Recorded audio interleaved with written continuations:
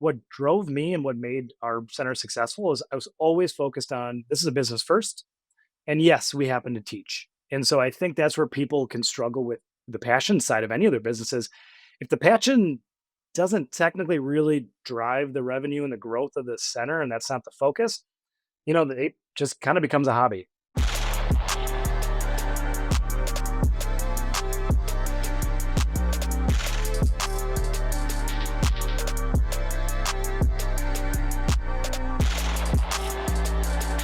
Representing Franchise Secrets, Erik Van Horn. Derek, welcome to the show, man. Hey, thanks for having me, Eric. I was talking to Kieran, who's in the mastermind, the franchisee mastermind. He's like, you need to have more of your franchisee mastermind members on the podcast. I'm like, I've got some amazing owners in the mastermind. So sent out some text messages, and you're the first of a handful that are going to be on. So appreciate you coming on. Yeah, absolutely. Ready to talk. Well, let's talk pickleball first. Rumor is you got a tournament coming up. What are you playing? Yeah, I got doubles. My buddy Kyle. We've done a couple tournaments together. We won our first tournament, which was an outdoor one, and then the other one we placed third. What Which division? like 4-0. Dude, is it like duper rated 4.0, or is it kind of just take your word for it? Self-selected. Dude, we need to play. We need to play. Well, let's Yeah. enough about pickleball. Only 90% of the audience, I'm sure, are really into pickleball. The rest are not. All right, let's go. Let's back up. Before you were into pickleball, before you were into franchising, what were you up to? Yeah, so I was a math teacher. That's really what it was. So I started teaching. Funny enough, I actually originally went to school to become a kindergarten teacher, and quickly decided, you've got, well, the older kids in mind right now, but they're just clingy and crying and snotty, and I'm like, I can't do this. And so I actually got introduced to middle school. So I taught anywhere from fourth grade through eighth grade, specifically math. And then, yeah, I was kind of going down this path. I actually got my master's in educational leadership to become a principal. Quickly decided that's a tough life. I don't know that I want to do that. Always knew I wanted to be an entrepreneur. I actually started a business in college with a buddy doing Christmas lights. Um, that took off, but here in Wisconsin, and I'm sure you're used to this, it's way too cold for that. I don't want to be outside. So I basically had the decision either go get my PhD in math education or maybe jump over to this thing called Mathnasium. And that's where I landed just about 8 years ago, I think is when I officially signed my first franchise agreement. Was it kind of a passion thing, or was it to like control your own destiny, a bit of both? Like what was it that got you interested in owning a Mathnasium or a franchise? Yeah, it really was both. So first off, Mathnasium is the only franchise I ever looked into. So I wasn't like doing research, just like I got to do a franchise, right? That was the one because it's the perfect blend of my passions: math education and entrepreneurship. I've known forever. I've just had, I think, like many of us, I've had the entrepreneurial blood running through me since I was, my first business started when I was like 3. So it was going to happen one day. This just happened to be literally perfect for my passions. So when I talk to a lot of franchisees, like I am thinking it doesn't need to be a passion thing. So I'm saying the opposite of like what you went down. So this will be fun. So or if I'm advising franchisors, I was in the tax business and I was not a tax guy. The founder of that company said, we don't want tax people. So I started to read the book, The E-Myth, and it's like, don't follow your passion. But then there's some franchises that are absolutely people get into it to follow their passion. And there's some I'm talking to some franchisors right now that are definitely more of a passion play. I was talking to one yesterday with my business partner Jeff, and they have about 100 open locations. They're looking at working with us at Front Street, but they're like, most of our owners came in because they love the thing that we sell, the thing that we provide to our customers. And they were customers, like 95% of their franchisees were customers beforehand. So while I say most people aren't getting into it to follow their passion, yeah, I love talking to people like you that did get into it because they were passionate about education or whatever the thing was. So dive deeper into that. Like, what is it like for somebody that Like, what was going through your mind at the time? I'm passionate about this education stuff. I'm only looking at one franchise, and then what happened? Totally. So I'll say this too. There's a couple things of this. I looked into Mathnasium, I don't know, call it 4 or 5 years before I signed on. I was maybe 23 at the time. It was one of those things like I couldn't take that risk or afford it. So, I did some digging for years and eventually came back to it. Um, but the passion side, I should take a step back and say here that I've seen people that are really passionate about math get into Mathnasium or probably other education, franchises, but it's because they want to teach. They want to be the teacher in the business, right? I never wanted to do that. Like I'm good at that. I'll teach all day, especially when I was running my first couple centers. But what drove me and what made our center successful is I was always focused on this is a business first. And yes, we happen to teach. And so I think that's where people can struggle with the passion side of any of their businesses. If the passion doesn't technically really drive the revenue and the growth of the center, and that's not the focus, it just kind of becomes a hobby. And I made sure that that wasn't the case from the start. So I'm guessing, correct me if I'm wrong, because I'd like to be proven wrong. And I'm wrong a lot. Uh, there's probably a mix of franchisees at Mathnasium. The ones that are in it for pure passion, they're probably still in with one, maybe two locations, and they are doing a lot of the instruction, the teaching. And then there's another group that are like you that really built the business. Is it kind of divided into those kind of two segments within the franchise system? Yeah, and I'd say so, but I'd also say like there's definitely a high level of success at both of those sides, right? So when I say that, some really do focus on the teaching, that also means they're really building a pretty wild community, right? That's kind of it's hard for me at this point to replicate what someone could do with one center when like you're the person and everybody knows you. That's not the lifestyle I was looking for, but, I just know that that's something that, can be successful for some, but totally, there's a group of, probably in our system, 40 to 50 owners that, is pretty large multi-unit owners, and it's a different world, when you're, 5 plus than if you're 1. It's sometimes even hard to have a conversation just because what we're focused on is vastly different. How many do you have now? Kind of give us the timeline of where when you started to how many locations, centers you have right now. Yeah, so the timeline was we had our first location open at the very end of 2017. I always say like December doesn't not the best time to open a center. Construction delays. Everybody deals with their first time around. So that was our first one, and I'll say that that was the plan. The plan was to open up one center, and I don't know if I ever told you this, but the coolest thing about my first center, it literally was a baseball throw away from my front yard. Like I sold my car, I got a crappy little car, and I got to walk to work every day. We've now moved like 4 blocks away, so I'm still 5 blocks from the center, but like it was great. I truly was it was in my community, it was awesome. And you know what triggered it was we had our first daughter, it was 2019. Yep, doing the math on this. I think it's 2018. Those birthdays are tough. Um, and I had to delegate. I had to step out of the center for probably a week. Like most of us, like I didn't take a significant amount of time. I took maybe a week, and I came back, and the center was in one piece, and it was maybe even doing a little better than it was before I left. And I'm like, I really enjoy this. I get to delegate. I get to ask people to do things for me. Um, and so I kind of through that is where I pretty quickly pivoted and purchased the second territory. I moved along, opened that one up. I hired someone to run our first location.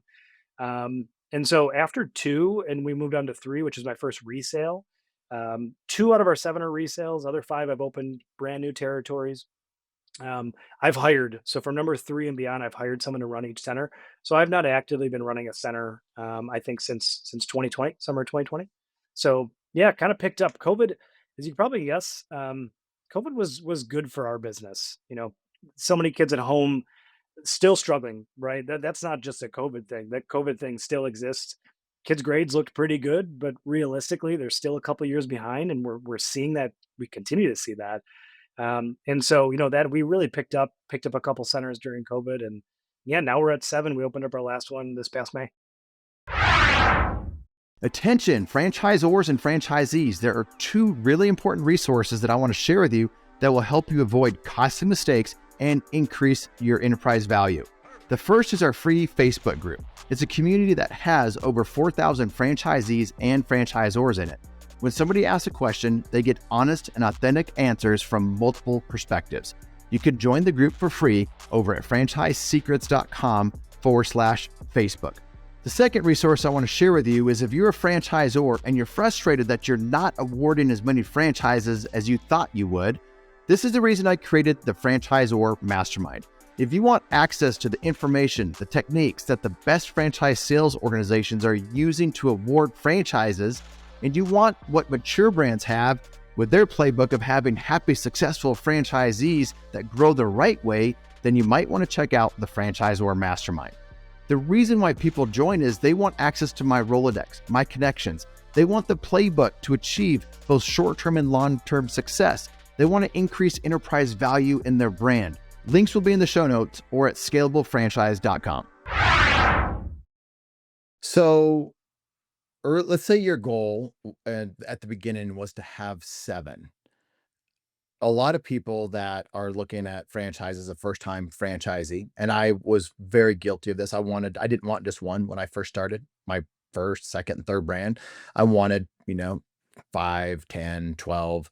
And I realized after being in my first franchise for quite a while, I didn't need to buy a million territories. 3 was probably sufficient if I wanted to have 6 or 9 or 12. And I think a lot of franchisees or new franchisees tend to want to buy a bunch of unopened territories when they really don't need to. And like, this is good conversation here because we want to help some franchise buyers out, or some franchisees that may have grown with, there's other ways to grow by versus just buying a bunch of unopened territories. So looking back, like, what would have happened if you would have bought 7 unopened territories versus growing the way that you did? Wow. Yeah, that'd have been a whole different world. We'd be in a much different place. I would say there's no chance we'd probably still be at 7 today, just because I think in some ways it may have imploded. I really believe getting to do number one, getting my hands dirty, literally opening the center, doing every piece of it, working the crazy hours, which didn't feel like work. Like, that's the reason we were successful right away. When we were one of the top 5 fastest growing centers in the Mathnasium system when we opened after our first year.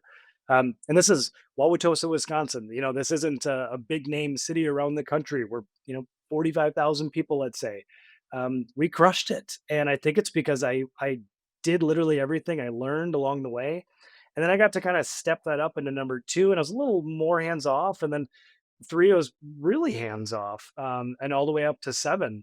And again, this is my core focus. So I still play that, call it the kind of the visionary role for the entire business and making all those decisions. But yeah, if we were to go back and do it again, first off, I wouldn't change a thing. I really think taking these steps was the right way to do it. Now, if I were to do it again, would I have stayed at maybe 4 or 5 versus going to 7?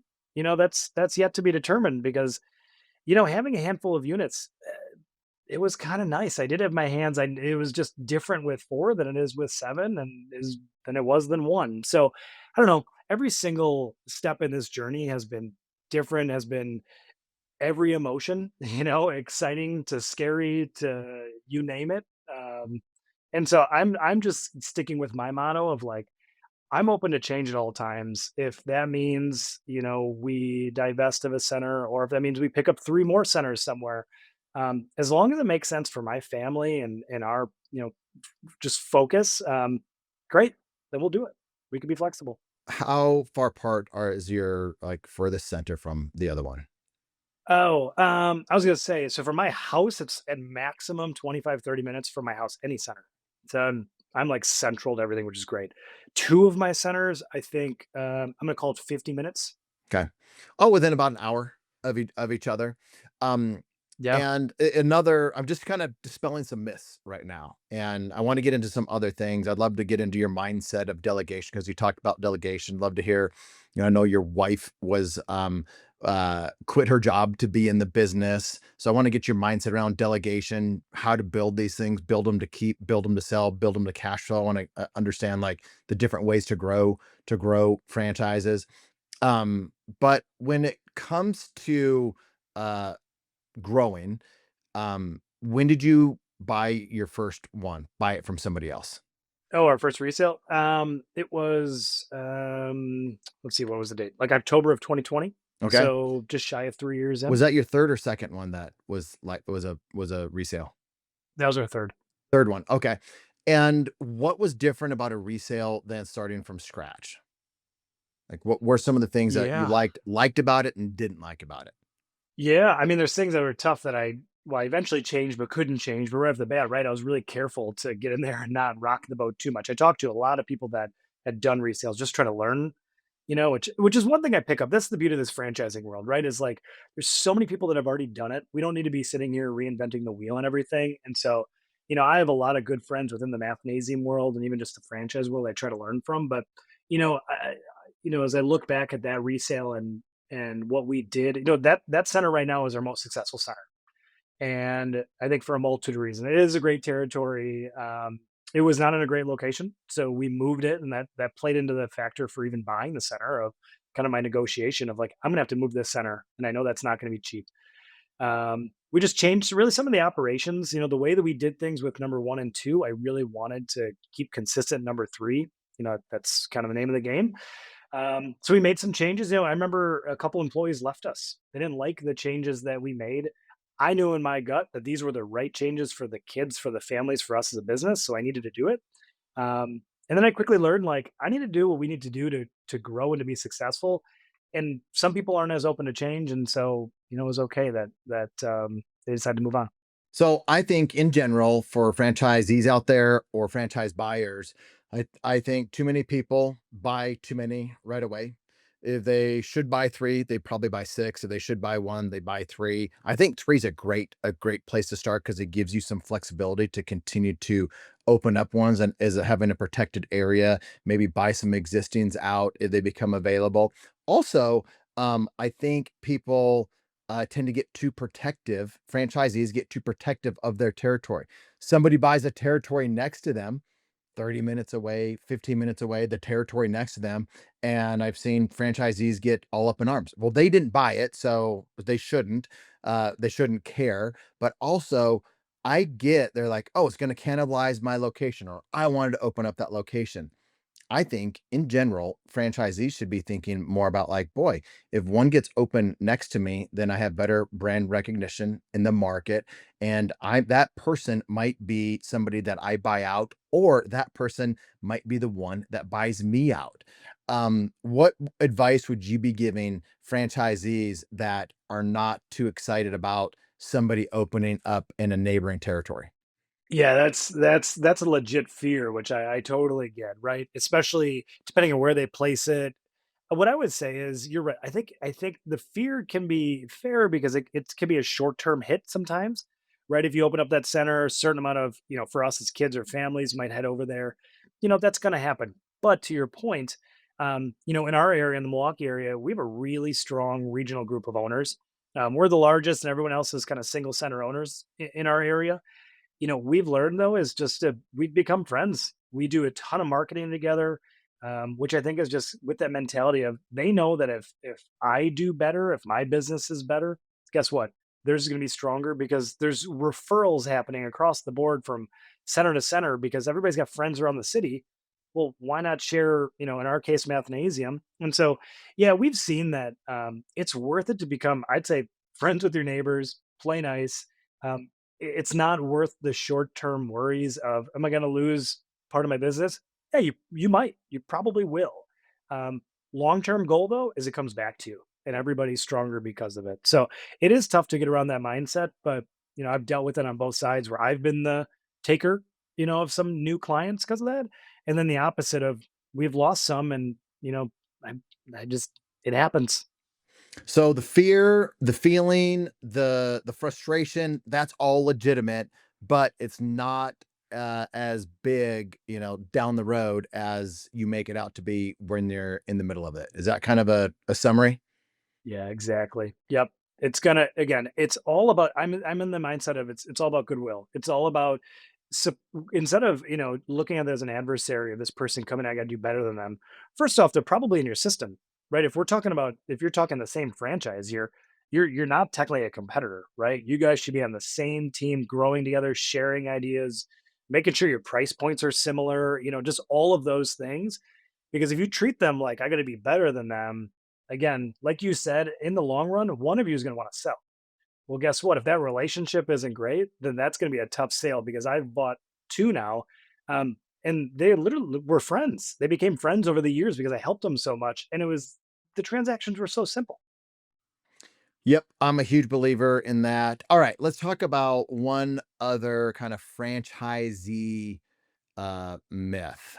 And it's not even I guess it is. I would say it's a myth. Again, I want you to I mean, we spent a lot of time in the mastermind together going back and forth talking about some really interesting, controversial, like real talk in there.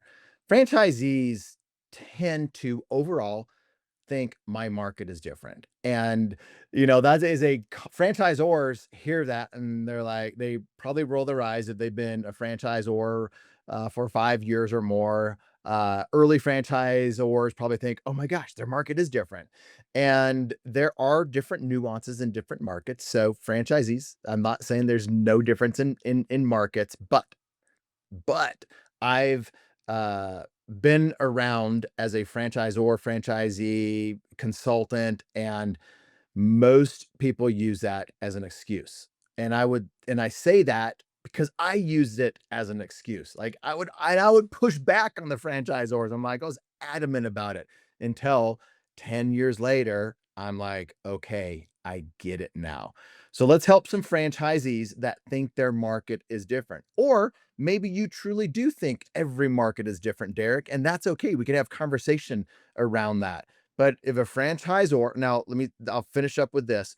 I've heard franchisees in small markets say, oh, I just wish I was in a large market with, 20 locations around me. And then I've heard large market franchisees in the same system say, ah, I wish I was in a large market or a small market, the opposite of whatever I'm in. So I hear the opposite things with the same franchise system with different franchisees that aren't as successful as they think they should be.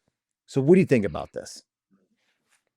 Oh man, I think I've got a foot in both camps here. Dude, be totally honest with me. This is good Yeah. conversation. Yeah, I do. I think there's a few different reasons to this. I've learned, not even just my franchise, but franchise in general, early territories can be drawn to be ridiculous, right?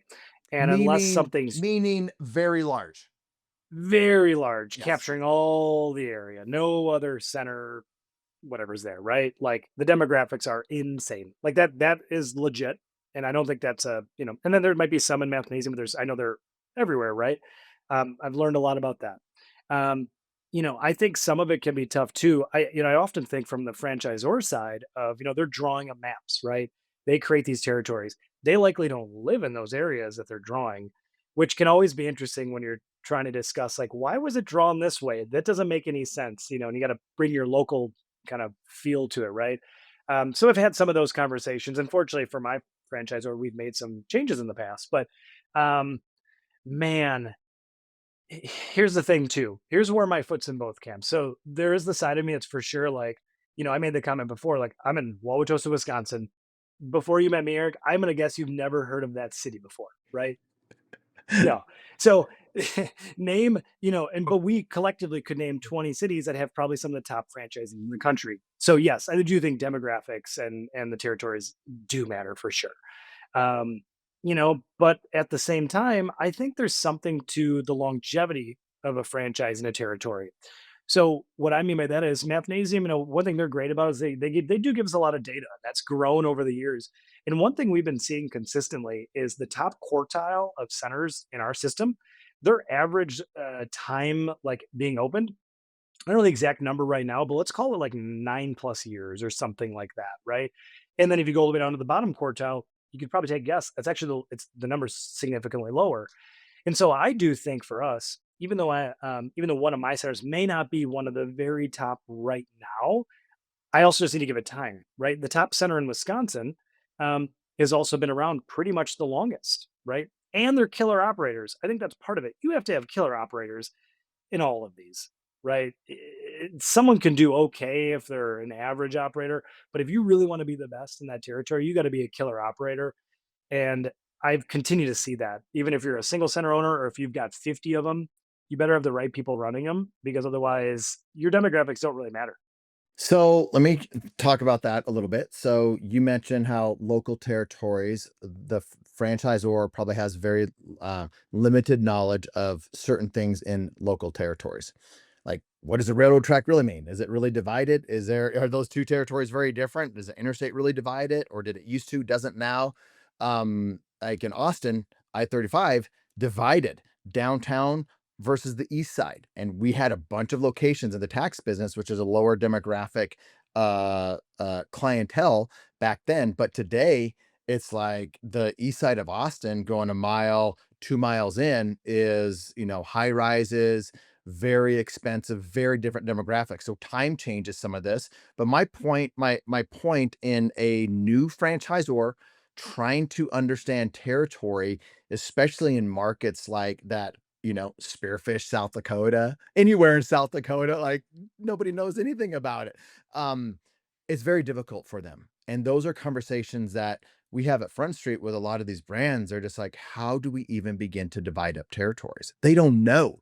Of course, they don't know. They've never done it before. And then when we work with our brands, when franchise buyers are like, no, this is how it should be, we know better because we've built maps in that market with 20 different brands, 30 different brands, and had relationship with franchisees in those markets. So we know why they're divided up a certain way. So I fully agree with that. I didn't think about that. New franchisor not understanding the local market. It might actually give that buyer a better territory because they can exploit some of that local information if they want to, or if and that's fine. But they can do that. But then if you get with a brand that is part of a family of brands like Neighborly, they know what their markets are. Somebody that's working with Front Street, they know what these markets are. They don't have to worry about mapping because it's all done because we know like every market in the country. So that was a very good point that you made. And then you also talked about longevity in certain markets. So I think that's another really good point. There are some markets that might have an amazing grand opening. Just they might be opening up a gym or a fitness center or a wellness center and just explosive growth for that first year. And then it might drop off because that same customer base may be so transactional. The latest thing opens up and now they're going to the latest thing, whatever that trend is, or new franchise or open location is, and leaving you for them because there's no real customer loyalty. It's a younger demographic. So I've seen that, and like in the salon business, solo salons, we knew certain markets were just very much of a unicorn. It would just explode. Irvine, we had a place in Culver that opened up, making a ton of money and never looked back. It was always full, always our top performer. And then we had another one in a different city that we knew they said this is going to be a slower opening. And there were some in San Diego that were slower openings because of the demographic, but they said this customer base is so loyal. You're going to build it slow, but it's going to be steady. And we experienced the same thing. So I do think you need to understand the different customer demographics in different markets and how they are different. So excellent points, man. Gosh, you've been I wanted to try to tell Love you talking were about wrong this. with everything, but I can't. Anything else you would add? No, no, I think it's funny just how, the more years you put into this, you've obviously been in franchising longer than I have, but just, the little tidbits you learn along the way. And, it just, yeah, I think early on, to your point, I probably was annoyed at times when I thought about like, man, I'm not in, name that city and my demographics aren't like that. Or, for Mathnasium, they started in California and LA. So there's tons of centers out there. When I started, we were still building the brand awareness, which just meant I had to put a ton of time into it. Not that those in California still aren't putting time into it, but it's different when you're brand new. But now, again, 8 years later, we're reaping the benefits where people know about us. And it kind of pisses me off if I meet someone that's never heard of Mathnasium because like that's on me. Like, you never heard of us. What? So then I got to figure out what to do next, and that's where my wife comes into play. She does all our marketing, community efforts, and like we're out there Tell us because about her. Who like tell us her yeah, background and what she does in the business and just tell us who she is. totally, yeah. So my wife Jillian, she has been our director of marketing since June of 21. So coming up on what was that 4 years here now. She was in corporate marketing. So if you know Kohl's corporate, that's a Kohl's department stores here in Wisconsin. So she had been doing that since college. And it was one of those goals that we made early on of like, hey, one day this would be awesome if like we could go all in, you quit your job, you do this. And I would say too, and she'll even say this, like I didn't necessarily it's not that marketing was a deficiency of mine. I love the marketing because I can be creative and come up with weird stuff and like it works. But she's just so much more polished than I am. I mean, her organization skills are insane. That's that whole, visionary implementer piece. Like I just want to come up with the idea. She puts it in place and is just doing things at a high level. And so, yeah, it's been awesome. It's a lot though too. We continue to focus on, our daughters Lucy and Ellie are 3 and 6 now, and things are getting busy. We got swim lessons tonight and whatever else. Like, I want to be able to go and do that. I want to drop them off, take them to the dentist this morning. Like, and so, we're also trying to look at the things that she's doing from a marketing side. There are literally a million things we can do in every single territory all the time. We're just trying to work at what is truly growing the center, what's just making life possible for us, where she's not feeling, nonstop running the marketing show. And so we're constantly just having those conversations and figuring out what's best. And it's fun. I know some people couldn't work with their spouse. um, we literally see each other all the time. We work from our house, and um, we're loving it. It's been great. In the early years of my marriage with Mags, we were before kids, we were in the thick of it too, working all kinds of hours and just in the trenches, whatever it took. And we would work long hours, but I wouldn't trade that for anything. Like I'm happy working long hours building a business versus putting in hours and clocking in and out. Like I'd rather if you're not building anything, I don't I would only do it if I'm building something. Let's talk about building. Um, you started this business, you were thinking just one, you're gonna be happy with just one. Now you have seven. At what point did you stop thinking as much probably about cash flow and start thinking about the asset that you are creating, the enterprise value that you were creating? Because a lot of business owners, Derek, and you know this, like if you are just in it for the cash flow, you're probably not building something as valuable. But if you're building an asset, then you're building something valuable. And when you're building an asset, enterprise value, something that is worth a multiple of the cash flow, then you are building it without like you having to be there all the time. So then you're at the point where like, I've got this amazing business. It doesn't take me much time. I'm not in it day to day. I'm not in it all the time, but it kicks off really good cash. But that's also something that is very attractive to a buyer, somebody else that's wanting to grow. So is there any point in your journey where you started to think about building an asset versus just cash flow? I think I'm starting to, if I'll be honest, I'm starting to get there now. I think it has been, probably once we got beyond 4, which is 3 or 4 years ago now. But cash flow was for sure the focus. At the same time, I was trying to just cash flow to open up the next one, right? So getting away from loans and things like that, that happened, I think, for number 4 or 5 for us, and like that felt great. I'm spending a little more time with that. I think part of it though too is your buddy Justin Donald talks about cash flow and businesses like that. So I am thinking through that, right? I am trying to grow that, where these assets are producing some of that, right? But to your point, and I know you've attended. We met each other at like the multi-unit franchising conference. A great conference. Had to miss this last one, but have gone for like the last 5. Which I love Vegas. It's perfect. That was a personal professional goal of mine, was to be able to go to a conference in Vegas. And guess what? Teachers don't go to a lot of conferences. So when I got to do that for Mathnasium, and Jillian and I got to go to a bunch of these, like Heck yeah, it's great. But there was a session there and it was of talking about like how to exit. And it was like, it was, just planning for that. And I remember the one thing I still have in the back of my mind. It's like, and I want to say they talk about like 3 years of your P&L, like getting it prepared so that when you're ready to sell. And I think the reason I say like right now I'm thinking about it is the last 2 years haven't been like tremendous cash flowing years because we've been adding centers, you know, pretty rapidly. We've been adding, a leadership team. So like our expenses have gone beyond even what our cash flow has been those first couple of years, these last couple of years. Fortunately, I'm learning that that's actually normal and kind of part of the game sometimes. I struggled with it, I'll tell you that for sure. But now I am finally starting to turn the corner a little bit and be like, okay, what is this going to become one day?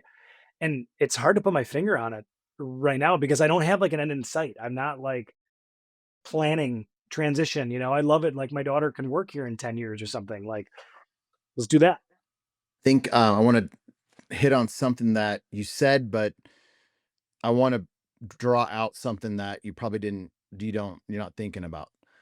When I'm talking to franchise buyers now, and even franchisees that are validating for their brand to buyers, if you were to ask Derek, are you cash flowing a bunch of money as an entity with your 7 locations? The short answer would have been, no, I'm not cash flowing a lot. And then a buyer would be like, holy cow, I knew Mathnasium was the worst franchise in the world of franchising.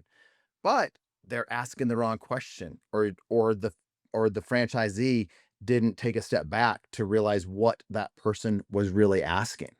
And so I think it's important when you're validating, and for the validators out there, to really make sure you're answering the intended question. And the intended question is has this thing like made you a lot of money, and has it afforded you a different lifestyle?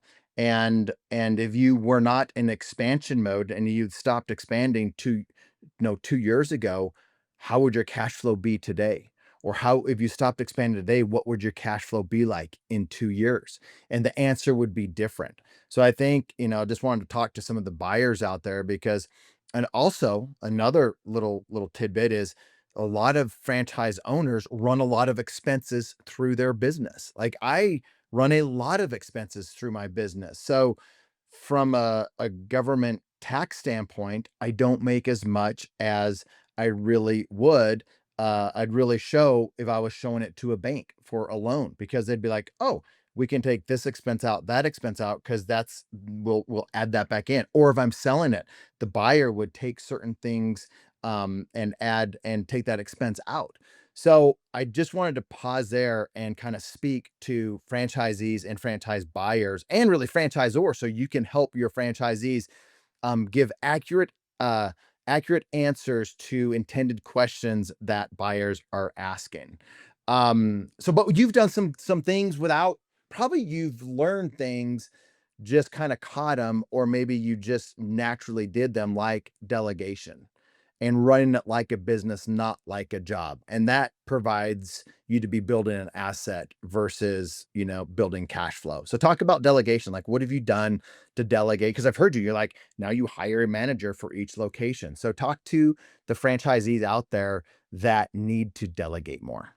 Yeah, like I said, it was when I learned that like, oh, I get to do this, and delegation, again, the way you can say that, it can almost feel like authoritarian, right? I'm telling people to do these things. Like it's all about relationships. That's what our business is, likely what any business is really all about. And that's what it is for us too. So, the basic level for our centers, we have a center director at each of them. And then they have, levels within that, maybe an assistant center director, instructors, lead instructors. That's really for them to manage. But, on my end, we've grown and made some hires over the past couple of years, or even at the same time, we've promoted from within. And part of it is it's a mix of like seeing, I think, sometimes the deficiencies that maybe I have, or at the same time, things that I just don't want to do. I think that's the thing. Like we do it all when you start. But now I'm at a point where I'm like, this does not give me any energy to be doing this. And I can find someone who's doing it better than me. So we made a pretty significant hire about a year ago in Angie, and she's moving into this role, kind of like a managing director. And really, her opportunity here is, I realize one thing that I can be better at is just accountability and keeping our team accountable. We know we're supposed to do, but that idea of trust but verify. Am I always verifying? Am I the one checking in? And again, us trying to be available for our family, and our business is kind of like a second shift almost. We're open till 7 o'clock typically at night. um, I can't go into every center and do that at this size, and so someone like bringing her on, Allie on our team too has been with us for a while as director of operations. Like, just these roles have helped us honestly just do things at a higher level. And I do believe right now, I know we're paying for it, but we're paying for that future growth that's going to come as part of this. And I want my team to always feel supported. I want them to always be, they got someone they can go to. They have questions they need answered. Great. Let's support them. Um, and just the people that are great. Like, I'm just doing everything I can to keep them around, to make sure they see value in this business and this role. Because I know that at the end of the day, I'm nothing without them. Yeah. Love it, man. What else? What else have we not talked about that we want to talk about besides pickleball? Because we could talk about pickleball all day Talk about long. pickleball, yeah. I'm also a racquetball guy. That's actually I gotta say I'm a bigger racquetball guy than pickleball. You ever play racquetball? Uh, just a little bit when I was a kid, but no. But a lot of pickleball players come from that racquetball background. Yeah, it's a great workout. What do you do for fun? I don't know. What do you do for fun? What do you do from a lifestyle standpoint when you're Mm, not just in the business? Because like we talk about this a lot at Tribe of Investors, that mastermind that I have with Justin Donald. It's about lifestyle. And we build these businesses not just to, make more money, but Derek, man, I see so many people that like we could have the same conversation. If you had a different mindset, you'd be like, I'm working more, I'm buying more, I'm putting in 60 hours a week to make more money, have more cash flow.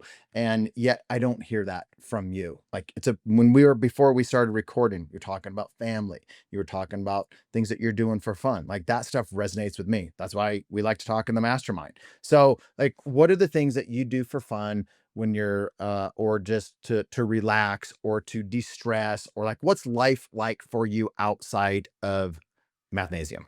yeah. I think a few things. One, we've added a significant amount of travel, I feel like. And then I would say kind of two-part, either as a family, or even just Jen and I. We're doing a lot of traveling together, either with friends or on our own. Last year we went to Hawaii for a 10-year wedding anniversary, without the kids. So we spent, which is crazy, even though we spend all the time together working, we also spend a lot of time, doing the traveling, things like that. The schedule also offers up an opportunity, just more like working out, which could be pickleball, but um, I got bit by the sauna bug. I bought a sauna last fall, and it's so great. If anyone can buy one, like, I would wholeheartedly recommend it. I got the infrared version. Um, it's just nice. It feels good. So just focus on health and things like that. Obviously, is important. um it's a lot of those things. It's the travel, it's the health, and then I'm a huge NASCAR fan, so every year I go to a different NASCAR track. Dude, you need to So invite me sometime to that. I've done Formula One, yeah. but NASCAR is something Oh yeah. it just on TV you can see people into it, but I've heard like just friends that go, they're just like, it's so much fun. They love that, especially when Trump shows up. They really love Yeah. it. Although I went to a race where Trump showed up and it got rained out, so I'd say it's bad luck. Stay Actually, away from it was Trump at a NASCAR. Daytona 500. Yeah, yeah. Uh, So we pick a new track every year. So I'm going to Darlington, South Carolina, over Labor Day weekend. So that's just a fun thing I've been doing with my friends for years. That's awesome. So infrared sauna, I had the Sunlight and sauna. I've had it for years. It's an infrared sauna, the brand Sunlight, and there's a lot of good brands out there, but that doesn't have all the bad glues and stuff like that. I was in it for an hour yesterday on a conference call with one of our brands at Front Street, and they're like, "What are you doing, Eric?" And I was like, "To be honest, I'm in the sauna." And they're like, "I love it. I love it." Like I'm getting emails done. I'm on the webinar with them off camera, Yeah. and I'm in the infrared. And I also got an ice bath from a friend of mine that has an ice Mm. bath company. I'm actually gonna just reach out to him yesterday to have him on the podcast. But I love it when I think I'm gonna start doing more of this, Derek, talking to what are people doing outside of work. Because I think once we, people think like all these successful franchisees do is all they do is work.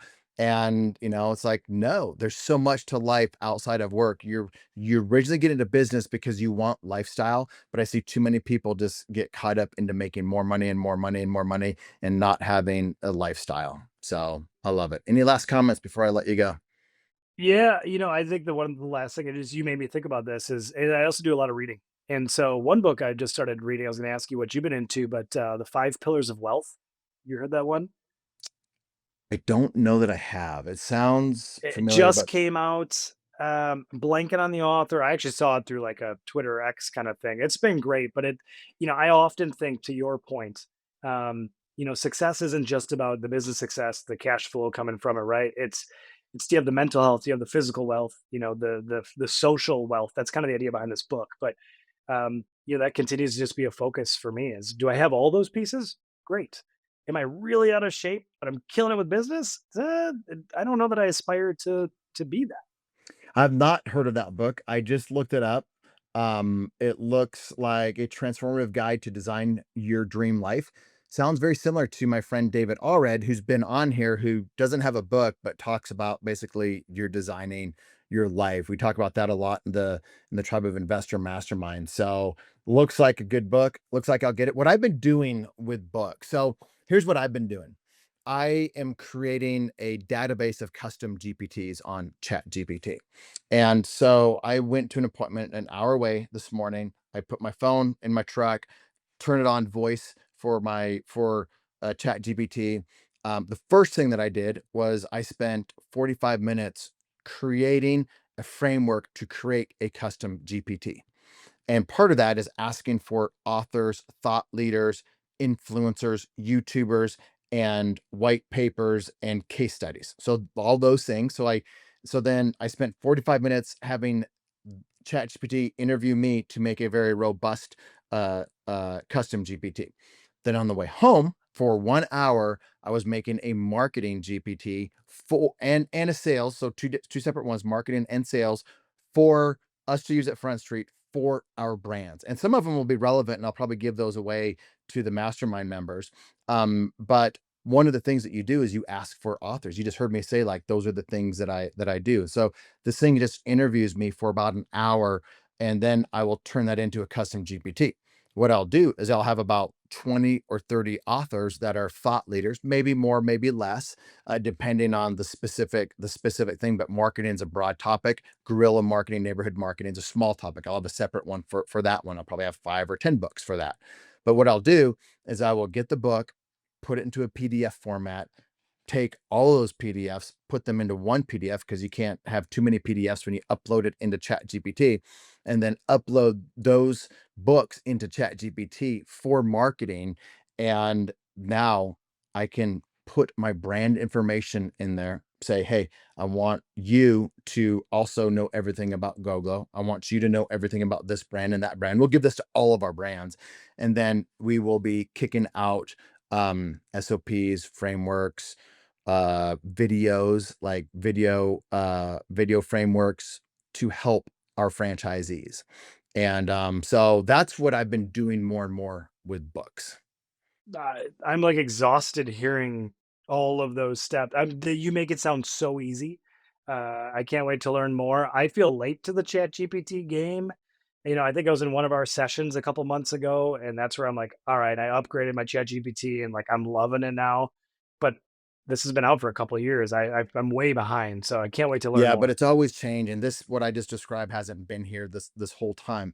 What we'll do is I'll Okay. do a session in the mastermind. I can give that GPT away. So like I'll give that marketing GPT away and the neighborhood marketing GPT. I'll give it to you guys, and then I'll train you guys on how to use it. But like you don't have to do all that stuff. You don't have to buy all these books, download them into PDFs. Like I'll do that. And you want to find the people that will do that so you can have an amazing tool that makes life so much easier.